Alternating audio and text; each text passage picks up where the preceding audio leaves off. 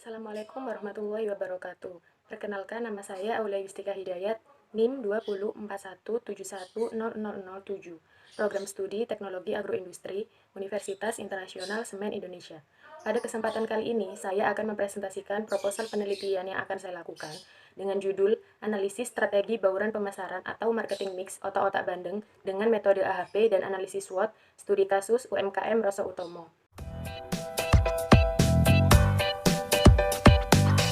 Presentasi yang akan saya lakukan berisi tentang bab 1, pendahuluan yang meliputi latar belakang, rumusan masalah, tujuan penelitian, manfaat penelitian, luaran penelitian, serta batasan penelitian.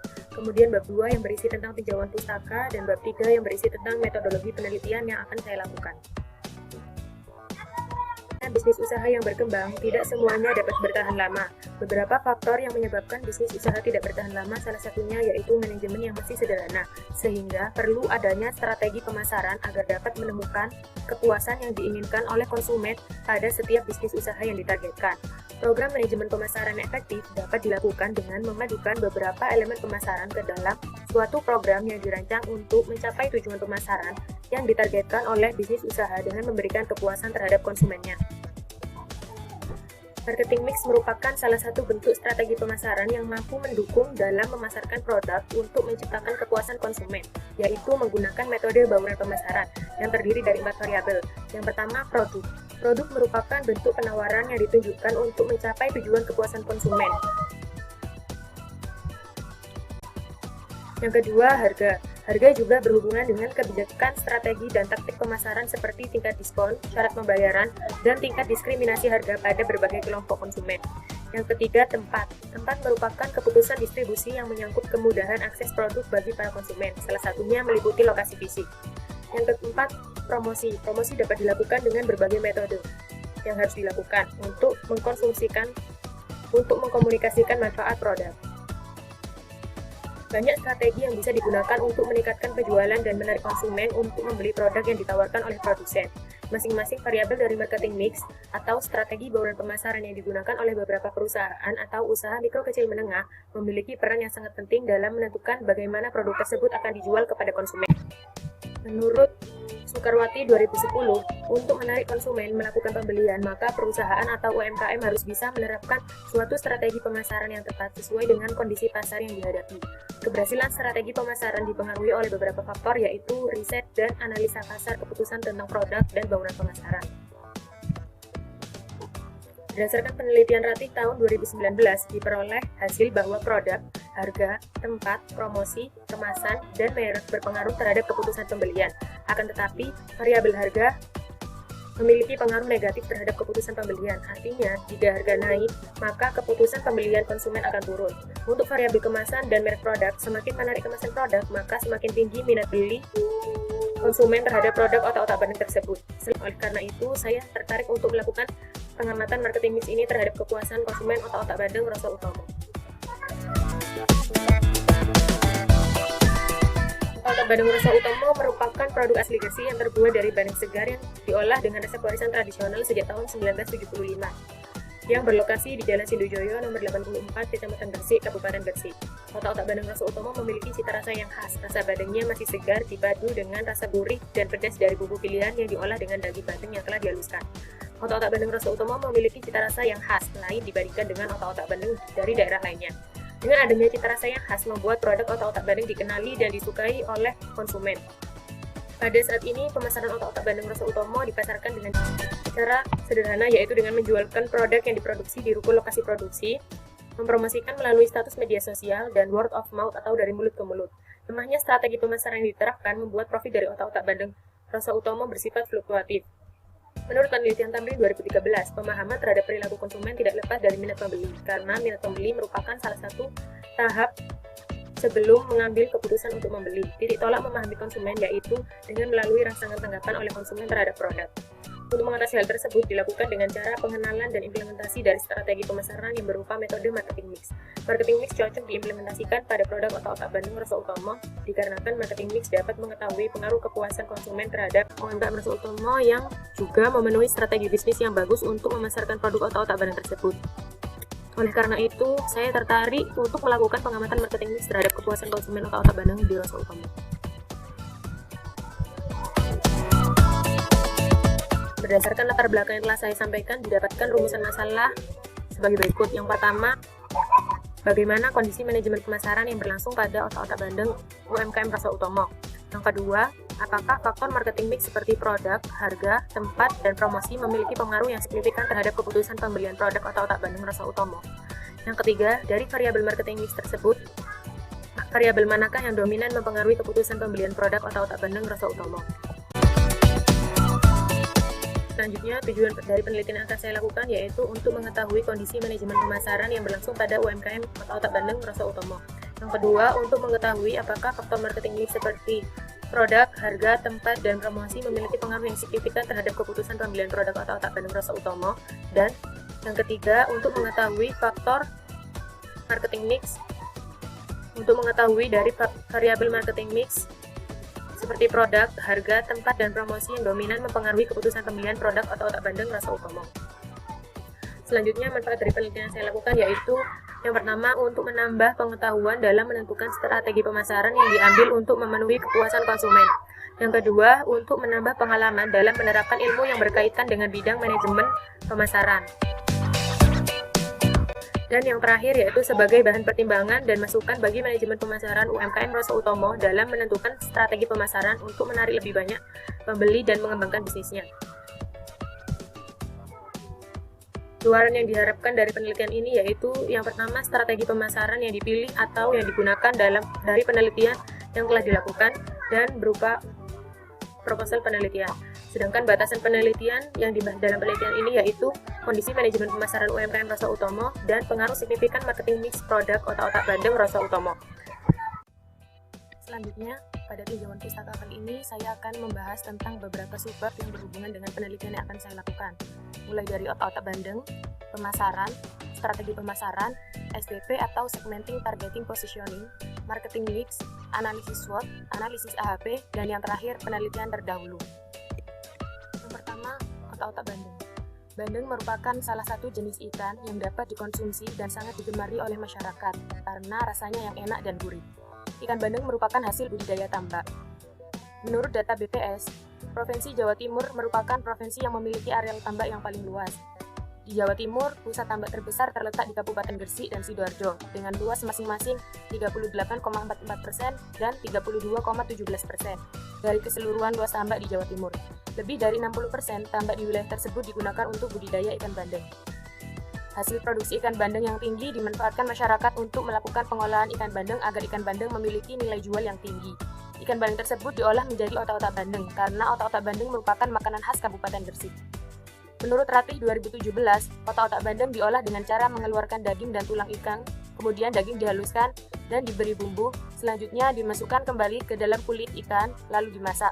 Terdapat dua cara proses pemasakan otak-otak bandeng, yaitu dengan cara dibakar atau dikukus, atau ada pula yang diasap, tergantung kebiasaan di wilayah pesisir masing-masing daerah di Indonesia. Kelemahan dari otak-otak bandeng yaitu waktu penyimpanan produk yang sangat singkat, sehingga tidak dapat disimpan dalam jangka waktu yang lama. UKM pengelolaan hasil perikanan otak-otak bandeng dapat dikatakan sebagai peluang yang sangat menguntungkan, karena dengan adanya UKM diversifikasi olahan hasil perikanan dapat menambah jumlah wirausahawan baru yang nantinya akan dapat menyerap tenaga kerja bagi wanita atau bagi warga masyarakat di sekitar tempat UKM tersebut. Pemasaran merupakan kegiatan yang dilakukan perusahaan dengan mengidentifikasi dan memenuhi kebutuhan konsumen. Kegiatan pemasaran dilakukan dengan tujuan untuk mempertahankan kelangsungan perusahaan dalam mendapatkan laba. Pemasaran merupakan salah satu fungsi organisasi dan seperangkat proses untuk menciptakan, mengkomunikasikan, dan menyerahkan nilai atau produk kepada pelanggan dan pengelola hubungan pelanggan dengan cara yang menguntungkan organisasi dan pemilik sahamnya, menurut Kotler dan Keller 2009. Dengan demikian, kegiatan pemasaran dapat dilakukan baik sebelum maupun sesudah kegiatan pertukaran yang ditunjukkan untuk memberi kepuasan baik terhadap penjual maupun pembeli.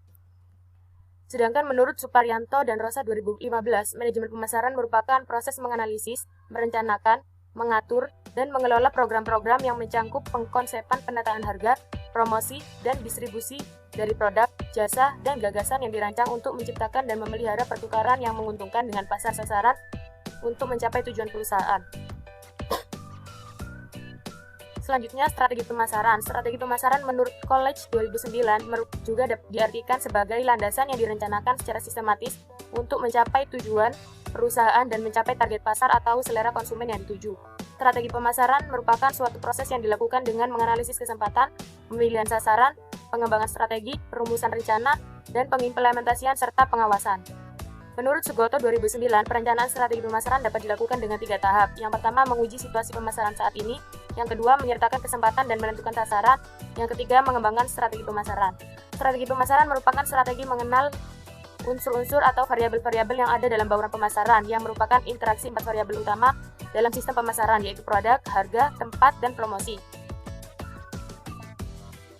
Selanjutnya, segmenting, targeting, positioning. Semua strategi pemasaran yang dibuat oleh perusahaan berdasarkan dengan strategi STP, yaitu segmentation atau segmentasi, targeting atau pembidikan, dan positioning atau penetapan posisi. Menurut Solihin et al. 2014, segmentasi pasar merupakan proses membagi keseluruhan suatu produk atau jasa yang bersifat heterogen ke dalam homogen dalam segala aspek. Pemasaran memandang suatu pasar tertentu terdiri dari banyak bagian yang lebih kecil, yang masing-masing bagian memiliki karakteristik tertentu yang sama dalam bagian tersebut. Berdasarkan segmentasi tersebut, kemudian perusahaan berusaha mengembangkan program-program pemasaran yang terpisah untuk memenuhi kebutuhan khas pada masing-masing segmen. Setelah memetakan pasar, tahap targeting dilakukan dengan membidik target market yang telah dipilih dalam analisa segmentasi pasar. Dalam hal ini, tentu saja serangkaian program pemasaran yang dilakukan harus sesuai dengan karakteristik pasar sasaran yang hendak dituju. Positioning merupakan salah satu proses dari strategi STP. Setelah membagi pasar menjadi beberapa segmen pasar berdasarkan indikator-indikator tertentu dan memilih satu atau beberapa segmen pasar tersebut untuk dijadikan proses sasaran, selanjutnya yaitu menentukan posisi yang ingin diwujudkan dalam benak konsumen. Hasil akhir positioning yaitu terciptanya proporsi nilai yang pas yang menjadi alasan bagi pelanggan untuk membeli produk.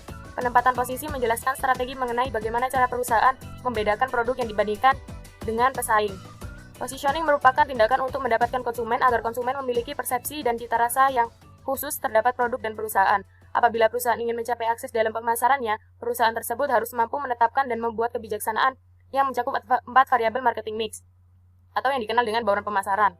Yang merupakan konsep bauran pemasaran menurut Kotler dan Keller terdiri dari 4P. Yang pertama, produk, merupakan sesuatu yang dapat ditawarkan ke pasar untuk mendapatkan perhatian, agar produk yang ditawarkan dapat diminati, digunakan atau dikonsumsi yang dapat memenuhi suatu keinginan atau kebutuhan dari konsumen. Yang kedua, price atau harga, yang merupakan sejumlah nilai yang ditukarkan konsumen dengan manfaat dari pemilik atau menggunakan produk atau jasa yang nilainya ditetapkan oleh pembeli dan penjual melalui tawar-menawar atau ditetapkan oleh penjual untuk satu harga yang sama terhadap semua pembeli. Yang ketiga, tempat, merupakan sebuah tempat yang digunakan sebagai saluran distribusi dengan tujuan untuk mencapai target konsumen. Sistem distribusi yang dilakukan mencakup lokasi, transportasi, penggudangan. Dan yang terakhir, promosi, yaitu kegiatan yang menyampaikan manfaat produk yang membujuk pelanggan untuk membelinya. Berdasarkan definisi tersebut, maka dapat disimpulkan bahwa bauran pemasaran merupakan unsur-unsur pemasaran yang saling terikat, dibaurkan, diorganisir, dan digunakan dengan tepat sehingga perusahaan dapat mencapai tujuan pemasaran dengan efektif sekaligus dapat memenuhi kepuasan, kebutuhan, dan keinginan konsumen. Analisis SWOT menurut NOR 2014 merupakan identifikasi beberapa faktor secara sistematis untuk merumuskan strategi perusahaan. Strategi tersebut dibagi menjadi 4 strategi, yaitu yang pertama analisis SO atau Strength dan Opportunities, menggunakan kekuatan internal perusahaan untuk meraih peluang-peluang yang ada di luar perusahaan. Yang kedua, WO atau Weakness Opportunities, yang bertujuan untuk memperkecil kelemahan-kelemahan internal perusahaan dengan memanfaatkan peluang-peluang eksternal. Yang ketiga, strategi ST atau Strength Threat, berusaha untuk menghindari atau mengurangi dampak dari ancaman-ancaman eksternal. Dan yang terakhir, WT atau Weakness Threat, merupakan taktik untuk bertahan dengan cara mengurangi kelemahan internal serta menghindari ancaman. Analisis AHP atau Analytical Hierarchy Process dikembangkan oleh Thomas L. Satie, seorang ahli matematika. Metode ini merupakan sebuah kerangka untuk mengambil keputusan dengan efektif atas persoalan yang kompleks dengan menyederhanakan dan mempercepat proses pengambilan keputusan dengan memecahkan persoalan ke dalam bagian-bagiannya, menata bagian atau variabel ini dalam suatu susunan hierarki.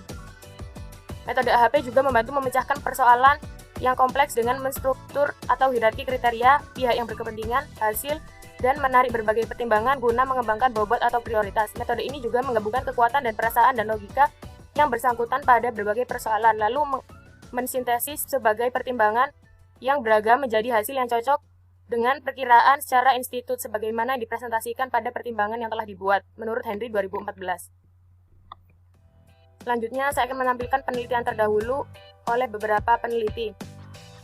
Beberapa peneliti terdahulu telah melakukan penelitian dengan menggunakan metode AHP dan analisis SWOT untuk menentukan bobot pada masing-masing faktor dan subfaktor yang menjadi unsur penyusunan strategi bauran pemasaran dan untuk mengidentifikasi karakteristik UKM di Kabupaten Gresik agar dapat diketahui gambaran atau kondisi aktual yang dihadapi pelaku usaha UKM.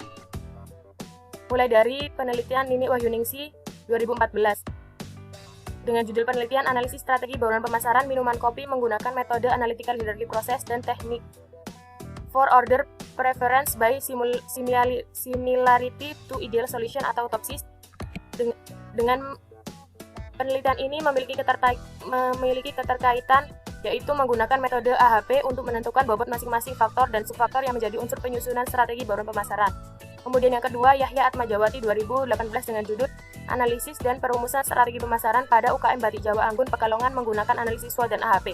Keterkaitan dengan penelitian yang saya lakukan yaitu sama-sama menggunakan analisis SWOT untuk mengidentifikasi karakteristik UKM atau otak banding di Kabupaten Gresik agar dapat diketahui gambaran atau kondisi aktual yang dihadapi pelaku usaha UKM, studi kasusnya UKM atau otak banding Bumuzana, dan yang terakhir Henry Janitra Hutama 2010 dengan judul Identifikasi Faktor-Faktor yang Mempengaruhi dalam Pengembangan Usaha Kecil dan Menengah Otak-Otak Banding Berbasis Potensi Daerah. Keterkaitan dengan penelitian yang saya lakukan yaitu menggunakan analisis SWOT dan AHP untuk merumuskan strategi pemasaran sesuai dengan kondisi faktor internal dan faktor eksternal. Selanjutnya, pada metodologi penelitian, saya akan menjelaskan waktu dan tempat penelitian serta tahapan-tahapan penelitian yang akan saya lakukan. Penelitian dilakukan di UMKM Roso Utomo yang terletak di Jalan Sriwijaya nomor 84, Kecamatan Gresik, Kabupaten Gresik. Penelitian dan pengolahan data dilakukan pada bulan Januari 2021. Pengolahan data dilakukan di Universitas Internasional Semen Indonesia. Tahapan penelitian yang akan saya lakukan dimulai dari survei pendahuluan, kajian literatur, identifikasi dan perumusan masalah, penyusunan kuesioner dan penetapan responden, pengumpulan data, pengolahan data, analisis hasil dan pembahasan, dan yang terakhir penarikan kesimpulan dan saran. Penyusunan kuesioner pada penelitian ini digunakan dua jenis kuesioner. Yang pertama untuk analisis faktor internal dan eksternal perusahaan, dan yang kedua kuesioner yang dilakukan untuk penentuan keputusan dengan menggunakan metode AHP. Penentuan responden yang saya lakukan dengan menggunakan metode purpose sampling yang merupakan teknik penetapan sampel yang memilih seseorang secara sengaja untuk dijadikan sampel. Responden yang dilibatkan pada penelitian ini yaitu karyawan yang memahami kegiatan pemasaran perusahaan. Pengumpulan data yang dilakukan ada dua, yaitu pengumpulan data primer yang merupakan data yang diperoleh secara langsung dari sumber utama yang terpercaya, yaitu melalui hasil wawancara dengan pihak manajemen UMKM Roso Utomo. Yang kedua, data sekunder yang merupakan data yang sudah ada berupa data penjualan 5 tahun terakhir, produksi, dan tempat. Selanjutnya, pengolahan data.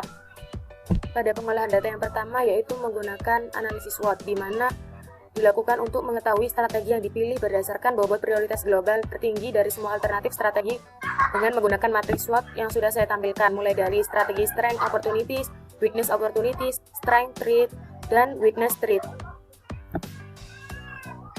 Variabel yang digunakan pada penelitian ini yaitu mulai dari kekuatan, kelemahan, peluang, serta ancaman yang berhubungan dengan bauran pemasaran oleh perusahaan. Setelah responden menentukan rating dari setiap variabel, selanjutnya dilakukan perhitungan dengan menggunakan metode analytical hierarchy process. Setelah responden menentukan rating pada setiap variabel yang telah ditentukan oleh peneliti, tahapan yang kedua yaitu dengan melakukan perhitungan menggunakan metode analytical hierarchy process untuk mengetahui variabel manakah yang lebih unggul dan variabel manakah yang lebih rendah untuk dilakukan evaluasi. Perhitungan yang pertama yaitu menggunakan consistency index, di mana hasil bagi dari banyaknya elemen yang ada dikurangi dengan banyaknya elemen dibagi dengan banyaknya elemen dikurangi dengan 1. Selanjutnya yang kedua dilakukan perhitungan konsistensi rasio, di mana konsistensi indeks per indeks random konsistensi. Setelah itu diketahuilah variabel manakah yang lebih unggul dan variabel manakah yang lebih rendah untuk dilakukan evaluasi UMKM tersebut. Demikian presentasi yang dapat saya lakukan. Mohon maaf apabila ada salah kata ataupun salah dalam pengucapan. Wabillahi taufiq wal hidayah. Wassalamualaikum warahmatullahi wabarakatuh.